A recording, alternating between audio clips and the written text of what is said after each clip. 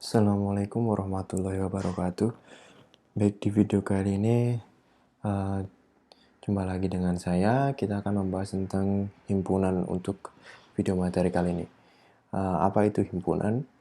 Himpunan adalah kumpulan events atau objek.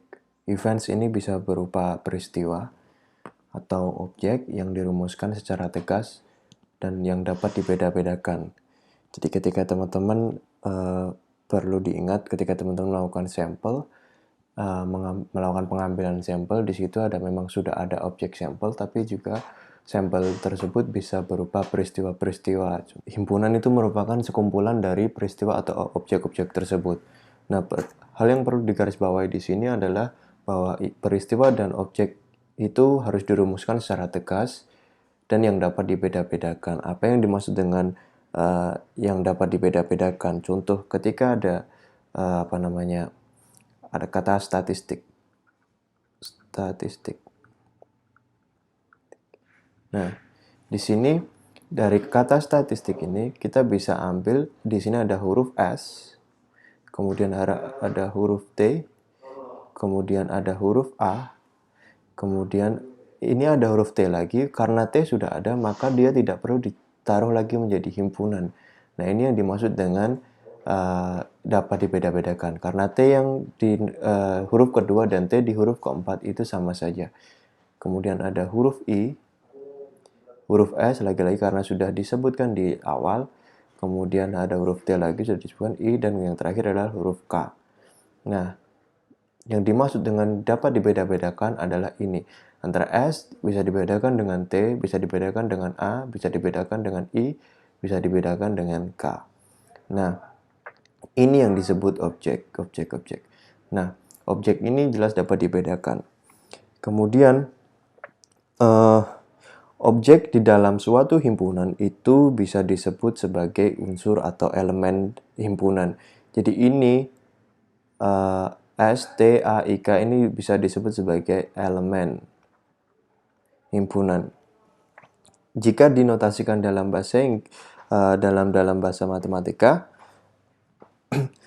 itu misalkan jika A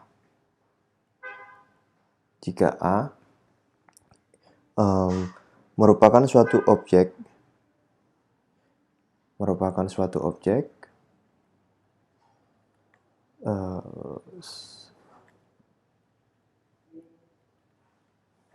sedangkan S itu adalah himpunan, maka notasinya kita bisa sebut bahwa A merupakan elemen himpunan S. Ini adalah simbol elemennya begini ya. Jadi A merupakan elemen himpunan S jika S merupakan himpunan, dan jika A itu berada di dalam himpunan S. Contoh, berarti jika ini saya namakan himpunan ibaratnya H gitu kan. Saya kasih nama himpunannya ini adalah H, maka S itu merupakan elemen H.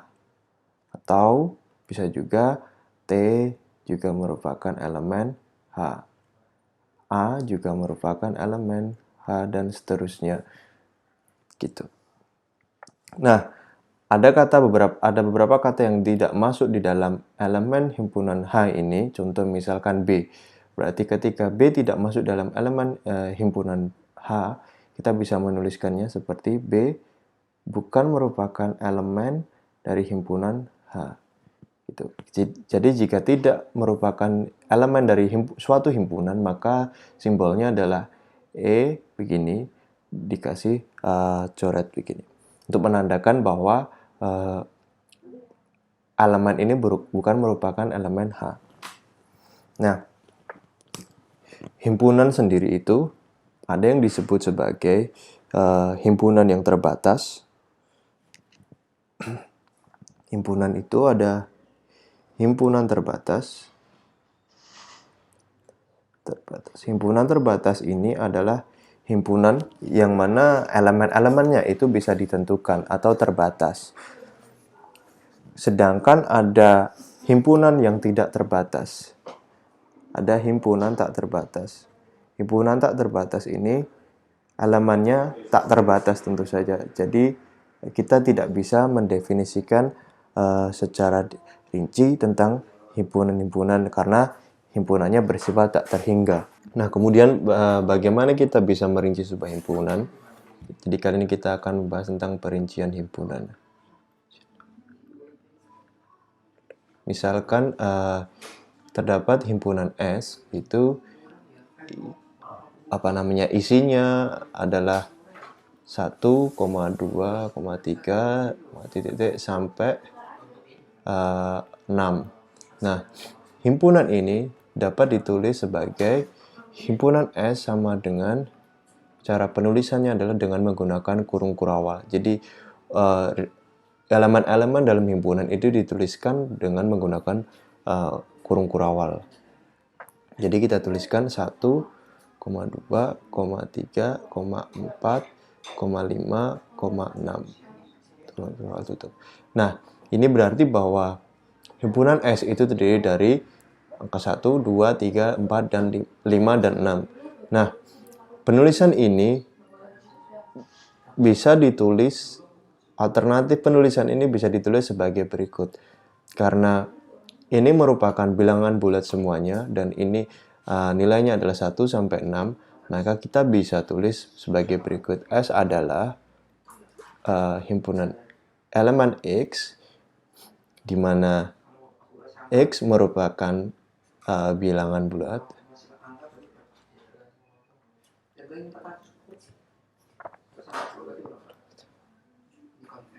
Dan 1, kita tuliskan 1 itu kurang sama dengan dari X. X itu kurang sama dengan dari 6.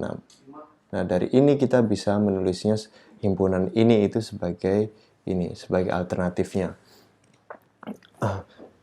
Misalkan lagi, saya ingin membuat himpunan N. N itu merupakan kuadrat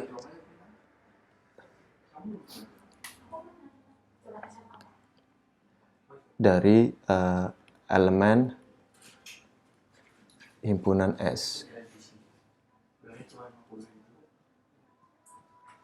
Maka himpunan N isinya adalah himpunan N itu isi elemennya adalah 1 kuadratkan 1, 2 kuadratkan 4, 3 dikuadratkan adalah 9, 16, 25, dan 36. Nah, kalau alternatifnya kita bisa menulis sebagai N kurung kurawal X, di mana X merupakan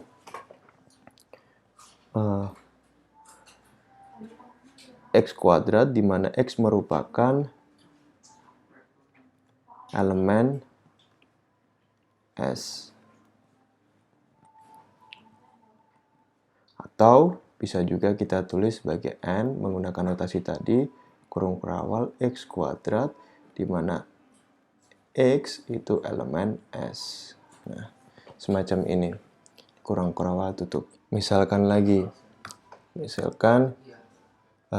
jika himpunan HH itu sama dengan kurung kurawal A, I, U, E, O, nah kita bisa menuliskan bahwa HH merupakan X, di mana X itu ialah huruf hidup. Huruf vokal dari 26 alfabet. Nah, sekarang kita membahas tentang himpunan dan subhimpunan. Apa itu himpunan dan apa itu subhimpunan? Pada intinya adalah himpunan itu terbagi menjadi dua. Yang pertama adalah himpunan universal. Himpunan universal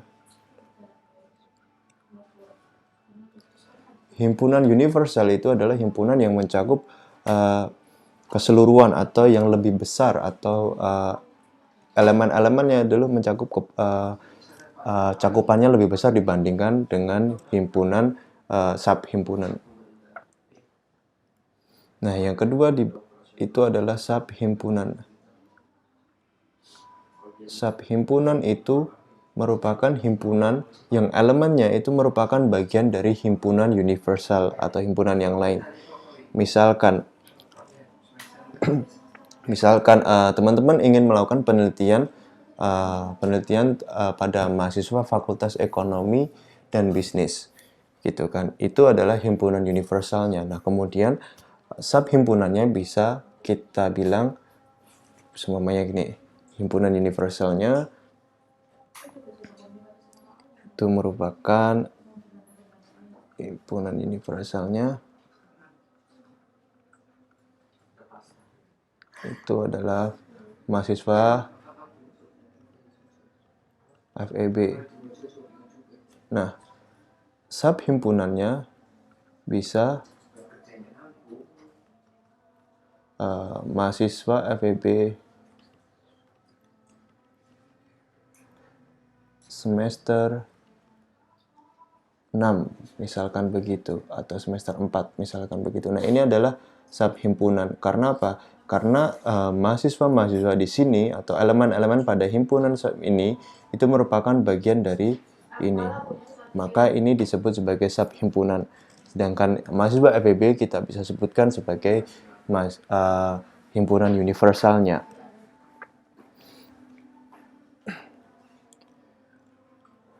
Jadi kita bisa simpulkan bahwa himpunan A, kesimpulannya adalah himpunan A itu merupakan subhimpunan B, himpunan B, jika setiap unsur A, unsur atau elemen A itu berada pada merupakan unsur atau merupakan elemen dari himpunan B. Jadi jika ditulis notasinya itu menjadi A itu merupakan subhimpunan dari B. Jadi elemen-elemen yang ada di dalam A ini itu merupakan juga elemen yang ada di dalam B. Elemen yang ada di A itu merupakan berada juga di elemen pada himpunan B. Contohnya, kita masuk ke contoh. Contohnya, ada himpunan saya tulis ini, isinya 2 dan 4. Nah, itu merupakan subhimpunan dari himpunan yang berisi dengan 1,2, 4. Nah, di sini itu terdapat 2 dan 4. Ini 2 dan 4, dan ini juga 2 dan 4. Nah, elemen-elemen yang ada di dalam himpunan ini juga merupakan elemen yang ada di dalam himpunan ini. Nah, ini disebut subnya, dan ini disebut universalnya. Contoh lagi, misalkan gini, elemen 1,3, elemen 1 dan 3 itu merupakan subhimpunan dari himpunan X, di mana X itu lebih dari sama dengan 1. Otomatis himpunan ini terdiri dari 1, 2, 3 dan seterusnya gitu. Sedangkan ini 1 dan 3 ini masuk ke dalam elemen dari himpunan universal ini. Nah, hubungan antara universal dan subhimpunan itu terdapat 2. Yang pertama itu adalah cakupan. cakupan himpunan atau set inclusion bahasa Inggrisnya.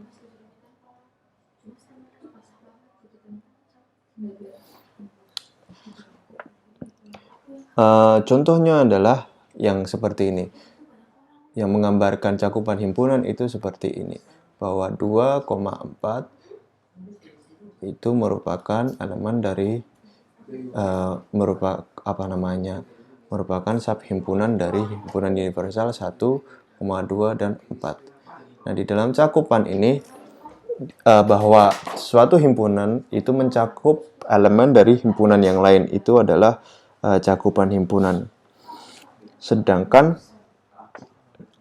ada yang dinamakan ekivalen himpunan. Ekivalen himpunan.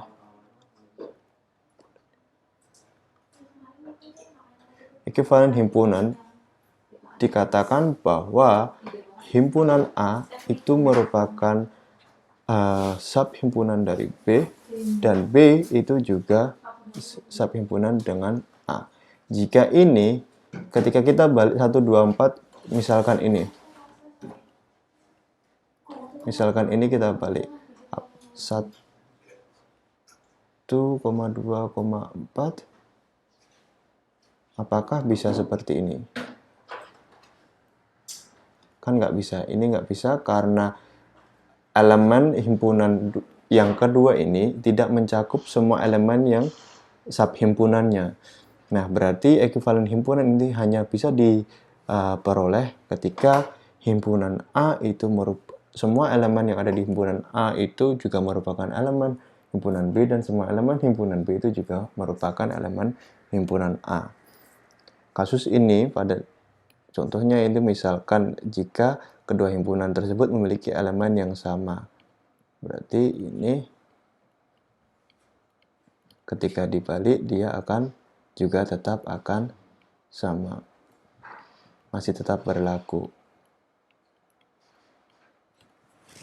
Ekivalen himpunan itu juga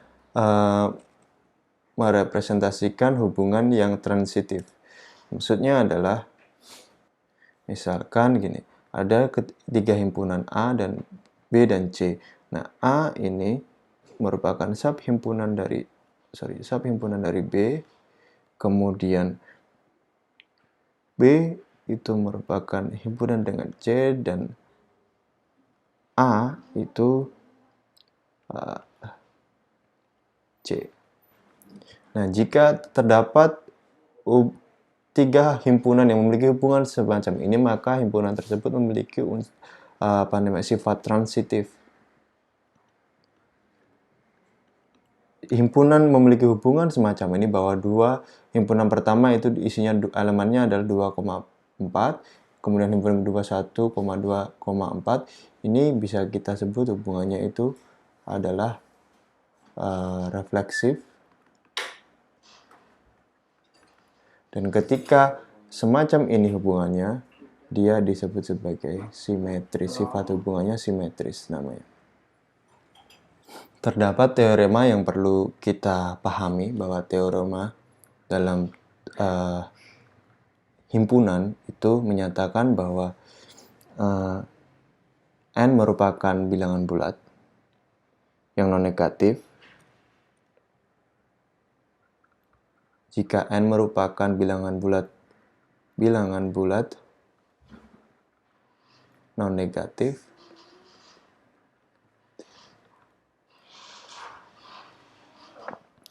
maka suatu himpunan terdiri dari unsur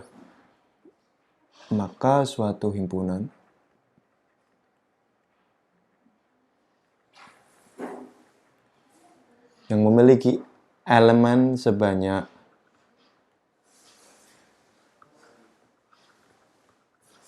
N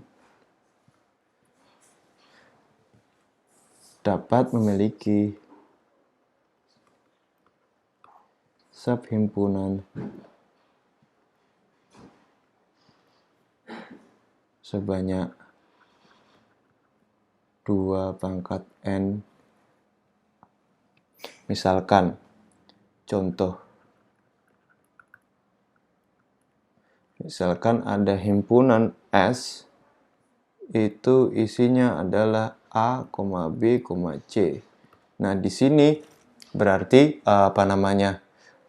berapa N-nya? Berarti di sini N-nya adalah 3. N-nya sama dengan 3. Berarti sub himpunannya semestinya ada 2 pangkat 3 sama dengan berapa? 4. 8. Nah, bagaimana komposisi sub himpunannya? Kita bisa tulis sebagai A, kemudian ada B, kemudian ada C, kemudian ada AB, kemudian ada AC, kemudian ada BC.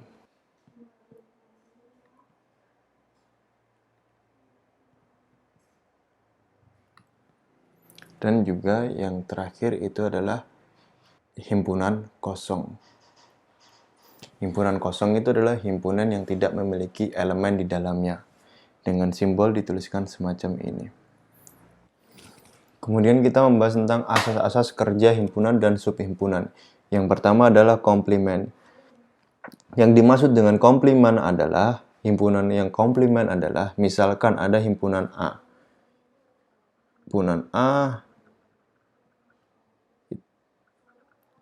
Himpunan A merupakan subhimpunan dari himpunan U. Nah, elemen-elemen yang tidak terdapat dari A itu disebut dengan elemen yang tidak terdapat pada A, itu disebut sebagai komplement, atau kita menuliskannya adalah sebagai berikut. Masih di dalam satu universal himpunan ini. Jadi kita tulisnya adalah, ketika dinotasikan matematika itu, A, himpunan A komplement itu kurung kurawal merupakan X elemen U, namun X-nya itu bukan elemen A. Jadi, jika himpunan A itu merupakan subhimpunan dari himpunan U, maka elemen yang terdapat pada himpunan U yang bukan merupakan himpunan A itu disebut sebagai komplement A. Atau kita tuliskan simbolnya seperti ini, dan ketika kita notasikan dalam matematika semacam ini. Kemudian yang kedua itu adalah irisan. Nah, irisan itu atau intersection, misalkan bahwa ada dua himpunan, himpunan A dan B.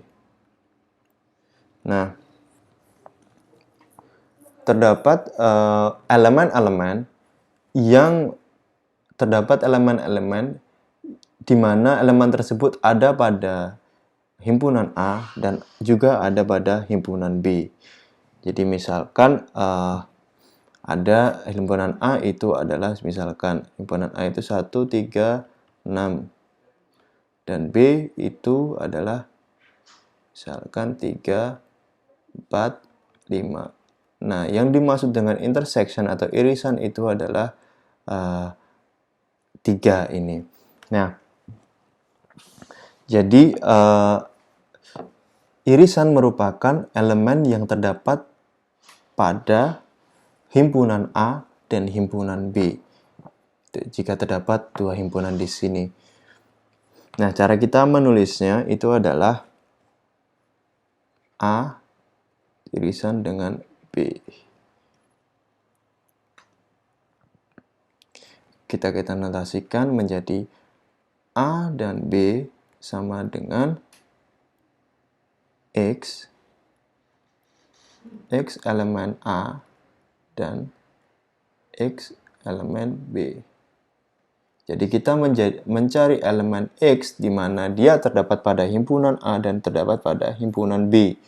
Misalkan ini tadi ketika saya berikan contoh angka, ini ada 136 dan ada 345. Nah, dari kedua himpunan ini elemen di A memiliki elemen 3 dan himpunan B memiliki elemen 3 juga. Jadi ini merupakan elemen yang irisannya. Isi elemen A irisan B adalah 3. Yang ketiga adalah gabungan. Intinya adalah elemen gabungan itu disimbolkan seperti ini, A, U, B. Jadi gabungan antara himpunan A dan himpunan B itu isinya merupakan elemen yang paling tidak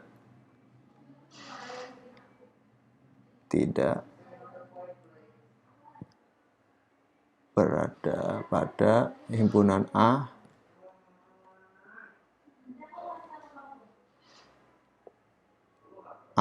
atau B. Jadi kalau yang tadi itu dan, berarti elemen yang terletak pada himpunan A dan B. Kalau ini asalkan dia ada di dalam salah satu himpunan, dia termasuk elemen dari elemen gabungan A dan B.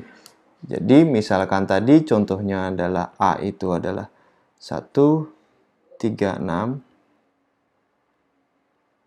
Sedangkan B itu adalah 3, 4, dan 5. Maka A, U, B itu merupakan elemennya adalah 1, 3, 4, 5, dan 6. Gitu. Jika kita tulis dalam notasi, itu menjadi A, U, B sama dengan X, di mana X itu elemen A atau X itu elemen B. Tutup. Contohnya,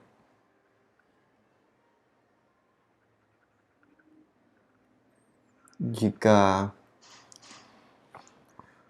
U itu sama dengan 26 huruf alfabet dan A itu adalah huruf vokal.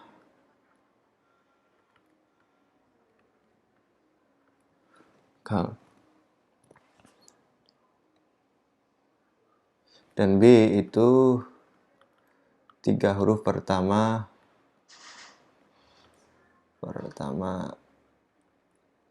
dari 26 huruf alfabet.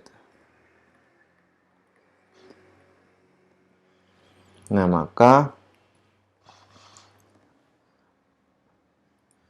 kita tuliskan U di sini itu adalah A, B, C, sampai Z. Kemudian A isinya adalah A, I, U, E, O. Kemudian B itu merupakan 3 huruf pertama A, B, dan C. Jadi ketika kita ingin menulis gabungan A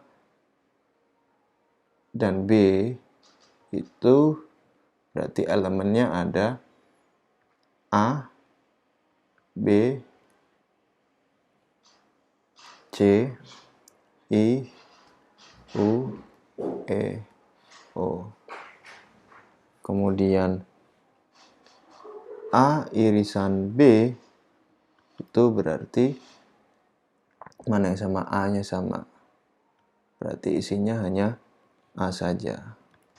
Sedangkan A komplementnya itu merupakan X elemen U di mana X itu bukan merupakan elemen A. Jadi huruf alfabet selain A, I, U, E, O. Dan B komplementnya itu berarti isinya berarti D, E, F, titik-titik sampai Z. Jadi huruf alfabet kecuali 3 huruf pertama. Itu.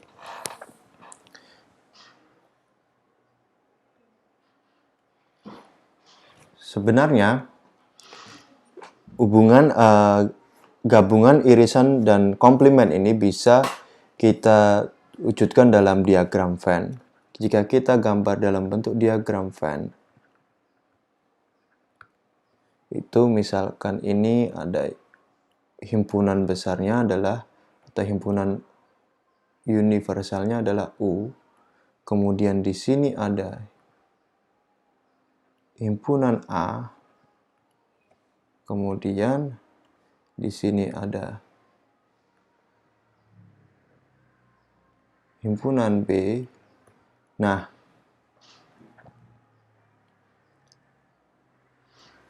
ini adalah A irisan B. Jadi yang hijau ini adalah A irisan B.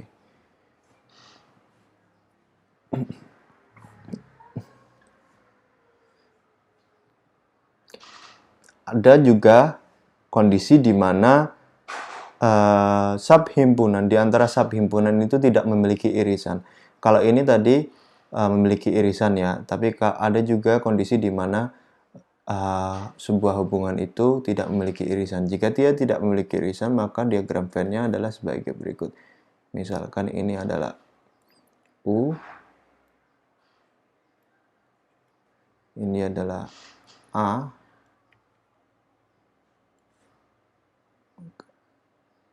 ini adalah B. Jadi dia tidak saling beririsan. Nah, untuk gabungannya, maka gabungannya itu berarti dari ini. Nilai-nilai elemen-elemen yang masuk di dalam wilayah ini. Yang juga termasuk himpunan elemen yang termasuk himpunan A, B, atau yang masuk dalam irisan A, himpunan A, B. Nah, ketika kita ingin mendefinisikan, misalkan ini kan tadi AB tersebut tidak terdapat irisan, maka kita tulis A irisan B itu sama dengan kosong, karena mereka irisannya himpunan kosong. Ketika gabungan dari A union B, maka isinya elemennya adalah ini. Elemen dari A union B adalah ini. Yang biru ini. Misalkan ada contoh, kita ingin mengklasifikasikan karyawan. Klasifikasi karyawan.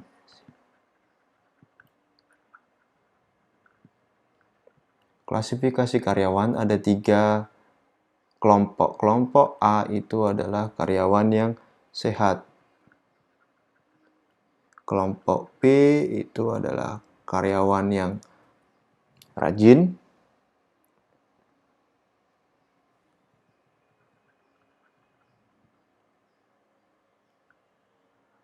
Kelompok C itu karyawan yang pintar. Dari 3 kelompok itu, setelah itu kita kelompokkan jumlah karyawan dengan jumlah karyawannya itu adalah ini, jumlahnya ada 100 karyawan. Nah, kita bikin tabel. Ini kelompoknya. Ini jumlahnya. Kelompok A itu dia terdapat 50 karyawan, B itu juga terdapat 52. Jadi kelompok karyawan yang sehat itu ada 50, kelompok karyawan yang rajin ada 52, kelompok karyawan yang pintar ada 40, kemudian kelompok karyawan yang sehat dan rajin berarti A dan B itu ada sekitar 20 orang. Kemudian kelompok karyawan yang sehat dan pintar A dan pintar itu ada 13. Kemudian kelompok karyawan yang rajin dan pintar, B dan C, itu ada 15. Kelompok karyawan yang sehat, rajin, dan pintar, berarti A dan B dan C, itu ada 5. Jika kita gambarkan menjadi dalam diagram Venn, berarti gambarnya adalah sebagai berikut. Misalkan ini ada 3 kelompok, berarti ada 3 bulatan. Bulatan pertama, kemudian saya bedakan warnanya aja.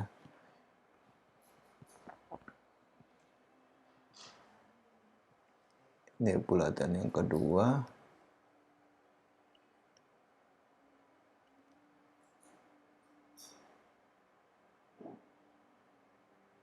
Ini bulatan yang ketiga.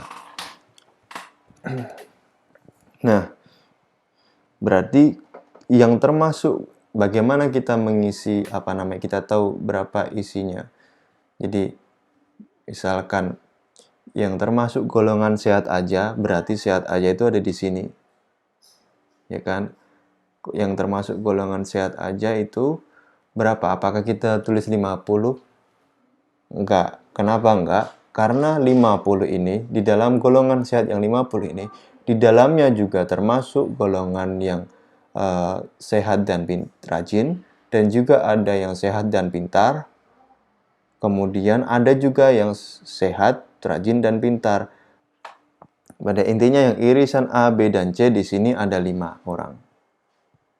Karena ini di kelompok 5 orang ini dia termasuk pintar, termasuk rajin, dan termasuk sehat. Nah, dari itu kita tentukan kelompok yang sehat dan rajin. Sehat dan rajin ada berapa?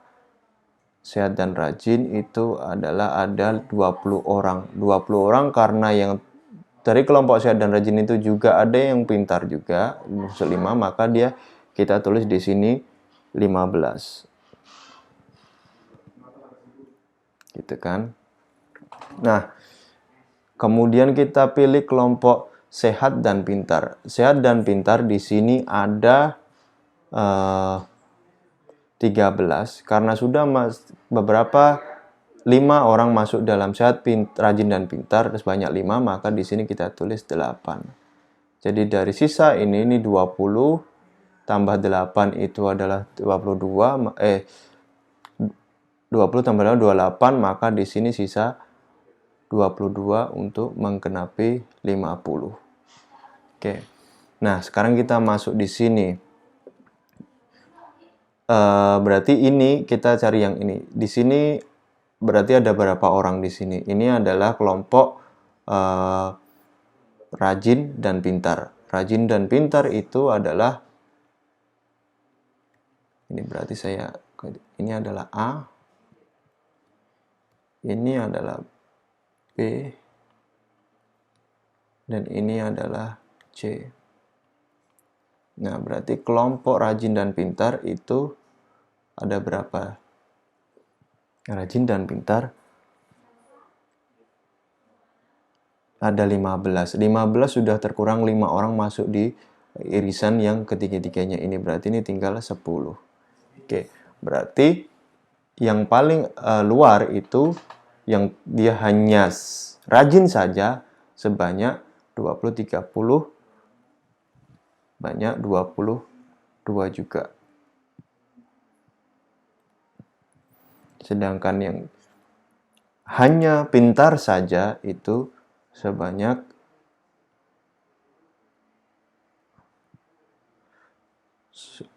pintar saja ini ada 40. 40 di minus 10 plus 13, 23, berarti ada 17.